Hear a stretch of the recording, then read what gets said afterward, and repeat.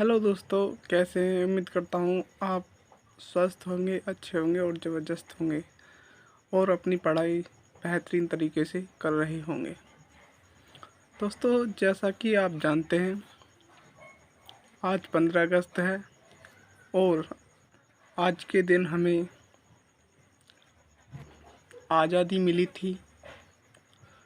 और आज़ादी तो हमें 14 अगस्त की रात को ही नज़र आने लगी थी, क्योंकि 14 अगस्त को ही हमें हमारा झंडा नज़र आने लगा था। यह दिन एक दिन ही नहीं था, यह भारत में होने वाला सबसे बड़ा संघर्ष का एक त्यौहार, एक आज़ादी का महोत्सव, जो कि भारत के लिए एक महत्वपूर्ण भूमिका निभाने वाला।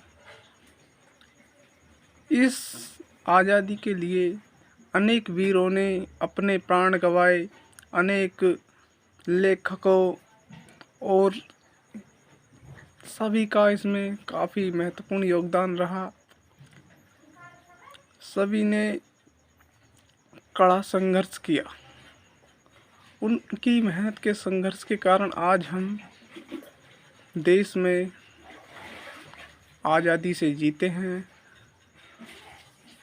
और आज भी हमारे देश की रक्षा के लिए बॉर्डर पर हमारे फौजी भाई तैनात रहते हैं।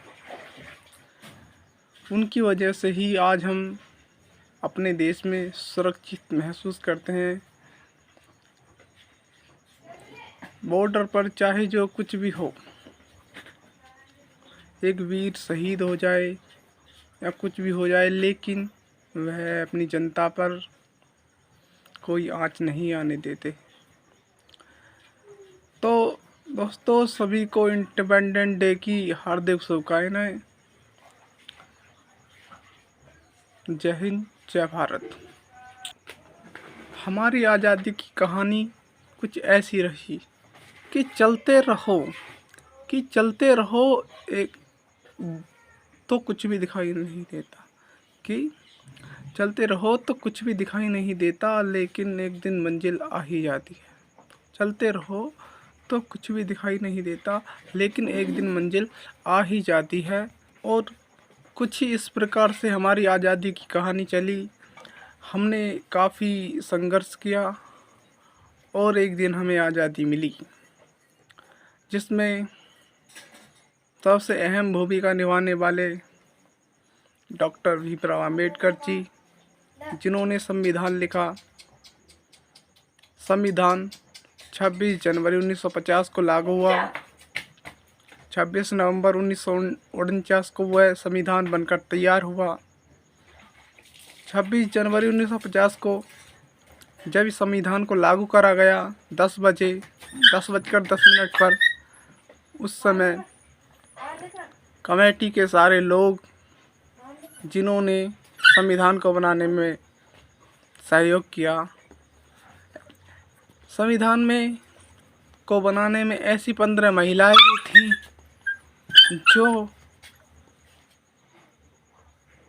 जिन्होंने अपना काफ़ी महत्वपूर्ण समय दिया और संघर्ष किया, जिसके कारण आज संविधान इस रूप में लिखा जा सका। बाबा साहब डॉक्टर भीमराव अम्बेडकर जानते थे कि आगे चलकर, उन्होंने कहा था कि आगे चलकर इस संविधान का यदि गलत उपयोग हुआ तो ये बिगड़ सकता है।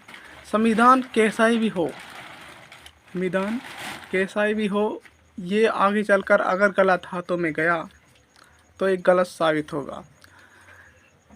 संविधान कैसा भी हो, अगर इसको चलाने वाला ठीक है तो ये दुनिया के लिए बेहतरीन साबित होगा, महत्वपूर्ण साबित होगा। वो पहले ही जानते थे। इन्होंने आर्टिकल 20 और 21, इसमें कोई भी संशोधन नहीं कर सकता है। आर्टिकल 21 हमें जीने का अवसर देता है। आर्टिकल हमें बोलने की समानता देता है। 19 अवसरों की समानता, 18 में अवसरों की समानता देता है।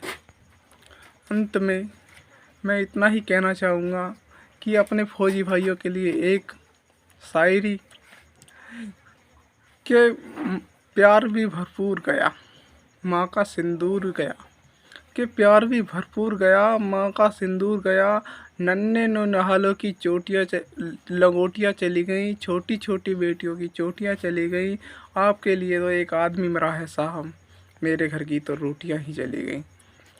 वो माँ अपने बेटे को देख कर के यह कह रही है। तो भाइयों, स्वतंत्रता दिवस की आपको हार्दिक शुभकामनाएं। शौक से खूब अच्छी तरीके से इस आज़ादी के दिन को मनाएं।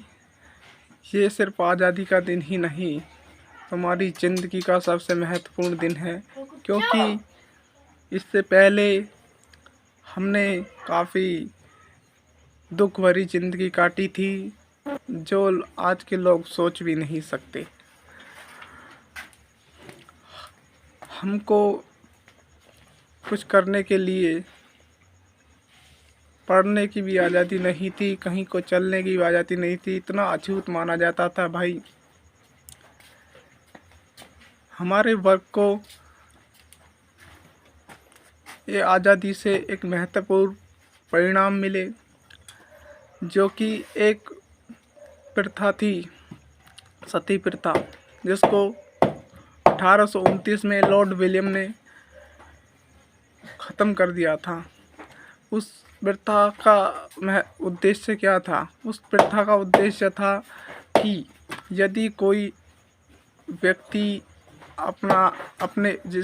यदि किसी व्यक्ति की मृत्यु हो जाती तो उसकी पत्नी को उसके साथ ही जिंदा ही जला दिया जाता था। भाई, इस प्रथा को 1829 में लॉर्ड विलियम ने बंद किया। उसके बाद ये प्रथा ख़त्म हो गई भारत में। ये प्रथा सोचो कितनी दर्दनाक रही होगी, किसी आदमी को जिंदा जलाना। एक शायरी और है आपके लिए। जिंदगी एक अभिलाषा है, कि जिंदगी एक अभिलाषा है, बड़ी सुंदर इसकी परिभाषा है। कि जिंदगी एक अभिलाषा है, बड़ी सुंदर इसकी परिभाषा है। बन गए तो तकदीर है, कि बन गए तो तकदीर है, बिखर गए तो तमाशा है।